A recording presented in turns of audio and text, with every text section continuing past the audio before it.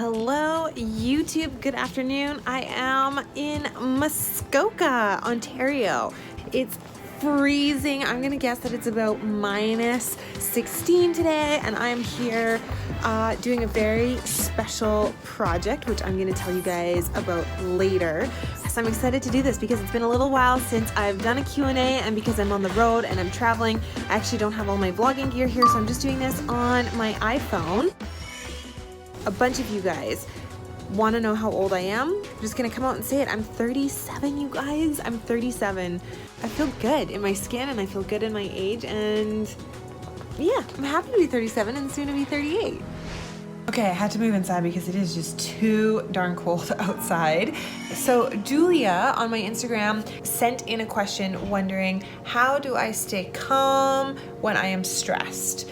Lots of practice. First of all, I believe that anything that you do well in life that you have to do over and over and over again comes with a lot of practice. I don't get as stressed as I used to, and that is probably because my team is getting better and better, and I have more and more help with different tasks, so it's easier to delegate. And also, I think I've gotten really good at sort of planning and forecasting, like I know what needs to happen next. And so that helps to try to kind of avoid stress.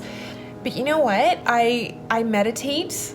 That has become part of my daily life, my practice in life.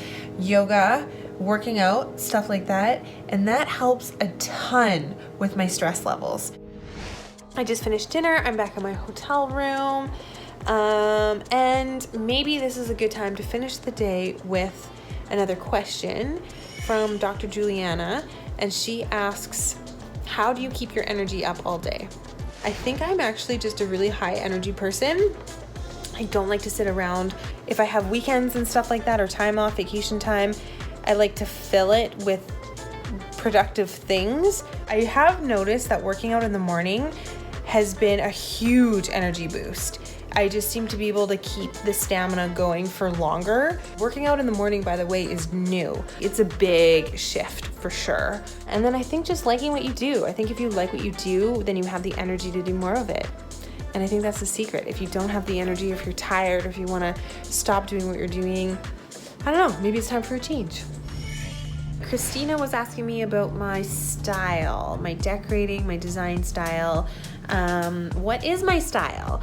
Well, I have a hard time even describing my own design style. People ask me that all the time, but I really like getting inspired from different cultures, different countries, different time periods, things that I find along the way in life, on my travels, when I'm shopping, when I'm watching TV and film. I mean, I just get inspiration everywhere, and I like to mix things that you don't normally think would go together.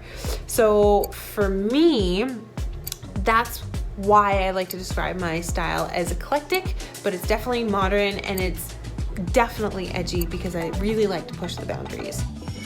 A couple of you guys have been asking me questions about whether I still do CrossFit and how I manage to work out when I have such a busy life. And there is a quick answer to that. I work out to keep my energy up, to stay fit and healthy. You guys know that I'm 37, going on to 38 soon. I feel like working out for me is more important than ever now.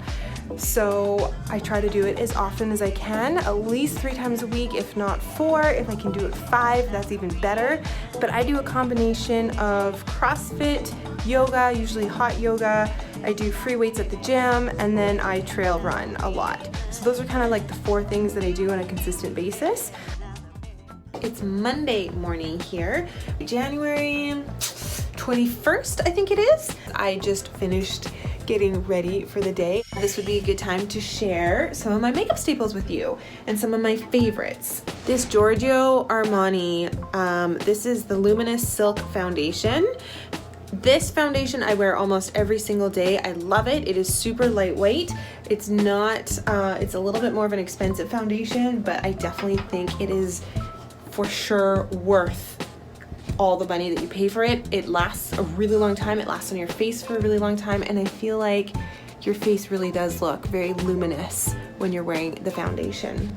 Another staple that I use is this NARS bronzer. I use this almost every day as well, and this is in the color Laguna. Blushes that I really like to wear. So this one is called Bumpy Ride, and this is just fresh light pink. You can see I use it quite a bit. So I love this one. I actually love NARS products, probably one of my favorite makeup lines. For a highlighter, I've gotten really into this Stila. This is just a nice glowy highlight. I just put a little bit of this on, and it's called Kitten. For my lip gloss, I usually wear sort of a light pink iridescent type of lip gloss. This is by Anastasia. I'll show you right there. The little color tag came off, but it's sort of this like iridescent pink. So those are some of my everyday makeup staples. A question came through on YouTube, and the question is around how do I find time to do all of just the mundane chores, like cleaning the house, taking care of Oscar, doing all that stuff without running myself into the ground because I am so busy, and sometimes as women we try to do it all. And to be totally honest with you, my weekends are really spent doing a lot of catch up. That's when I do the most amount of cleaning the house, buying groceries. To be honest, it's very, very busy, and I have to be very selective actually with my social life. So I don't hang out with friends and family as much as I would like to, ideally, but my work life is so social. I have so many great projects, my team is great, my clients are great, all the outside consultants are great. There's lots of stuff happening in the media world for me, and I'm really selective about what I do on the weekend just because I always really want to be organized on the Sunday before going into a new work week on Monday. That's really important to me. I always feel like the setup is almost just as important, if not more important, than the actual performance. I am actually just sitting here, taking it all in, having a quiet moment to myself. I've got a little coffee in hand. I'm kind of enjoying the moment. It's like a beautiful, snowy winter wonderland outside. Thought I would get into another question before I start packing and head on over to the airport. I just finished up my project here in Muskoka, which has been really, really fun, huge success. So Kel on YouTube asks, I was just wondering as a child, so looking at who I am now versus then, who I was as a kid, were you ever discouraged to be the person that you are? Were you made fun of? For example, being organized or being nerdy, for being the things that now as you can, they're really gems inside, but at the time you didn't know. Thanks, Karin. Okay, so if I paraphrase this question, the question is all about, was I made fun of for the things that make me me now? Of course. I was definitely, I don't know about being made fun of, maybe a little bit. I think I was very eccentric when I was in high school. I went through a phase where I experimented a lot with my hair color, with my clothing.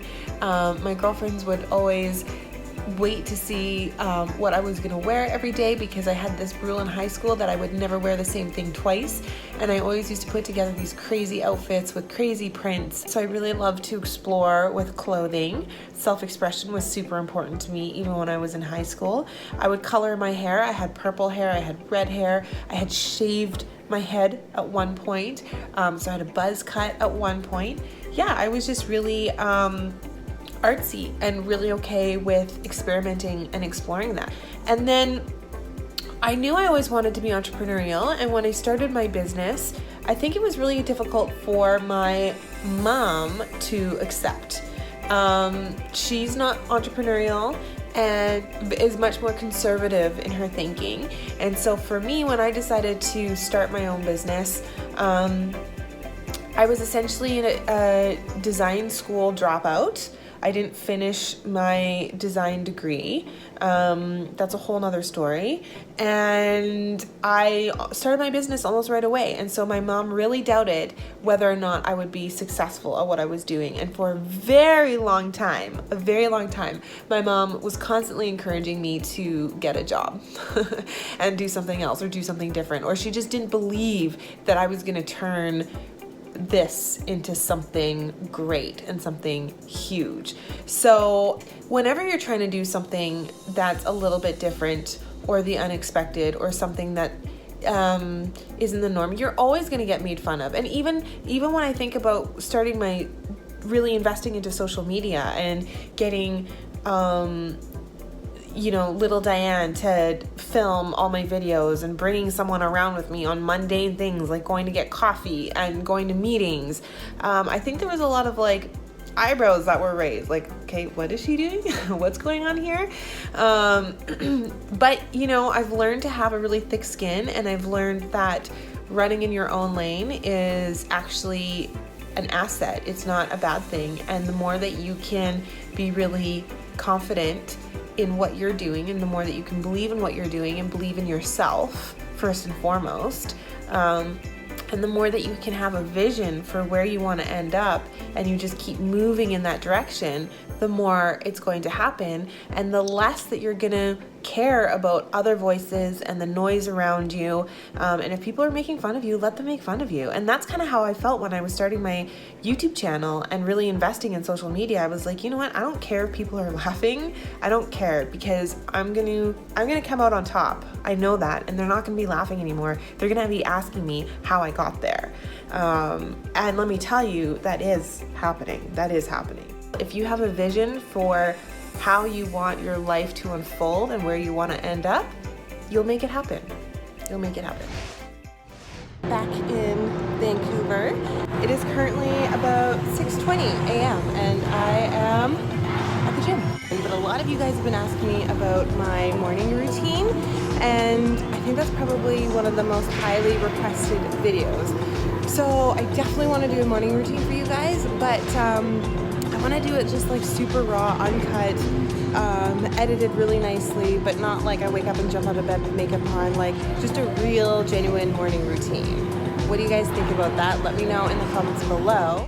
My hubby wasn't with me in Muskoka, but he was with me just now at the gym. And one of the questions that keeps coming up on both my Instagram and YouTube is, are babies in our future? Oui. Oui. Quick answer. Yeah. Oui. Yes. Oh, but to clarify, I'm not pregnant right now. That does not mean I'm pregnant. There have been a number of you who seem to be asking about my shoes, my heels. Where do I get my heels? How do I walk around in heels all day? Doesn't it hurt my feet? The quick answer to that is no. Wearing heels doesn't really hurt my feet. I mean, I'm careful to buy heels that are, in my opinion, really comfortable. And I also have really wide feet. Maybe that's part of it. They're more like hooves than they are feet. So at the end of the day, they feel just as good as they do first thing in the morning. It doesn't bother me at all wearing heels all day. And I kind of love it. It's just part of my style. So I'm just standing in my closet right now, which you guys have not seen because I haven't released this on my YouTube channel yet. I haven't talked about anything upstairs in Bonafide just yet. But as for where I get my heels or my shoes, I mean, they come from all sorts of different places. These are BCBG, these are Nine West. I think Nine West is shut down now, which is a total bummer because I loved Nine West. I used to buy so many shoes from there because for that exact reason. They're just so comfortable.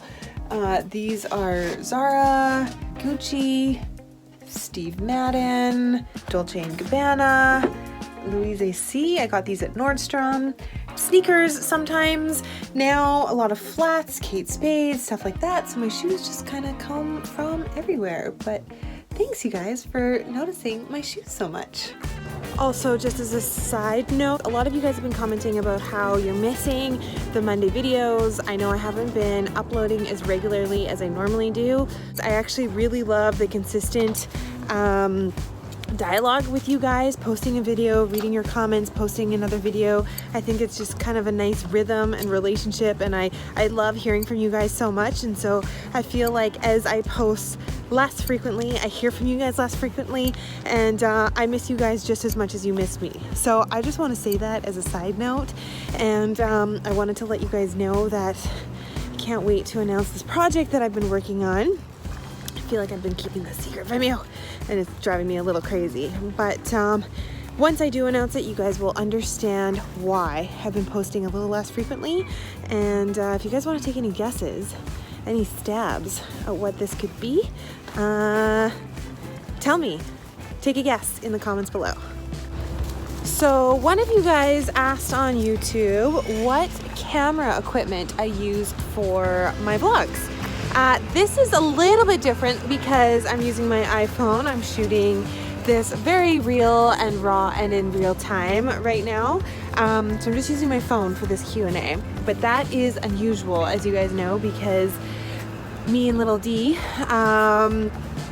use a whole bunch of different gear for our regular videos and for our vlogs. And if you guys would love to see a gear video, let me know in the comments below, because that's a video that I would love to make for you guys, but I just want to gauge your interest. So if you're interested in seeing a gear video, everything from video to audio, all that kind of stuff, let me know, and maybe we'll make one of those videos for you guys.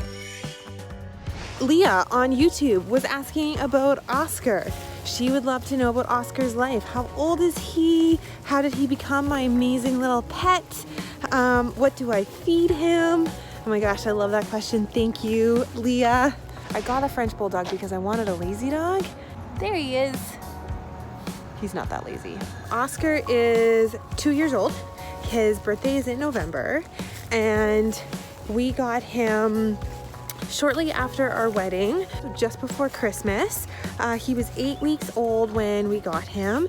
We picked him up from a breeder here in Vancouver, but the breeder is actually originally from Russia.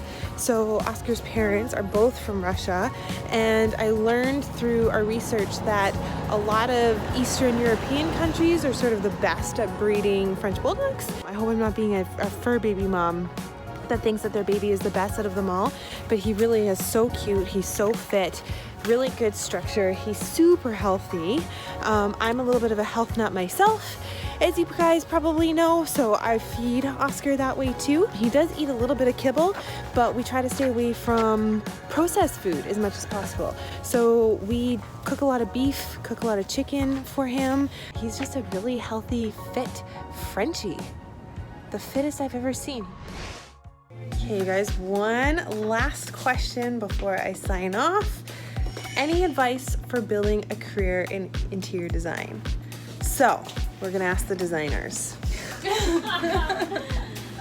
I'd say going to school for it first is a great start, and then finding mentors. We have Karin here, and asking lots of questions and just continuing to learn and get excited about the work.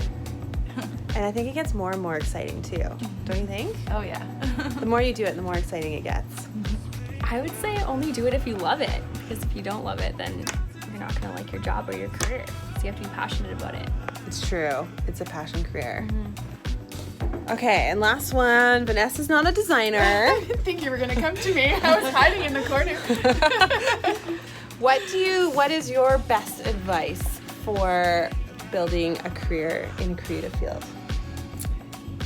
She's worked with a ton of designers though. Yeah. And she manages a lot of designers. Yeah. She's probably the smartest person here, so this is gonna be the best answer. Yeah. Whoa. I feel under pressure. I would say my best advice is to also hone in on other skills. So your communication skills, your leadership skills, your collaboration skills. Communication is a big one. Those are really important parts of working in a creative field, regardless of the fact that you went into it because you want to draw a lot and be creative.